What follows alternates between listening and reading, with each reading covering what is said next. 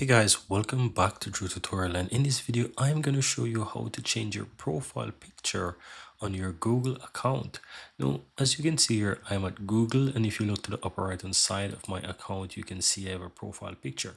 Now, in order to change this, you can simply click the pencil icon here, and it's going to take you where you can easily go ahead and change your profile picture directly from here.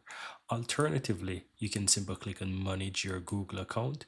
It's going to take you over to your Google account settings here, and you just want to click on personal info, and here you will find profile picture. Just simply click on the profile picture and you'll have the same options open up, and all you have to do is just go ahead and click on change, and it will take you over to where you can go ahead and choose something else. You can choose from an illustration, you can even search as well. So let's say I want to type in, for example, cat. I can go ahead, I can search for cat, and you will see that it start to find cats, right? So you can choose something there, or you can just simply click on from computer and you can upload from your computer. You can take a picture, or you can simply drag a picture from your file explorer, or just simply go ahead and click upload from computer, and you'll be able to choose something from your computer and just open it, and that picture will be uploaded here, and then you can just select it as the replacer.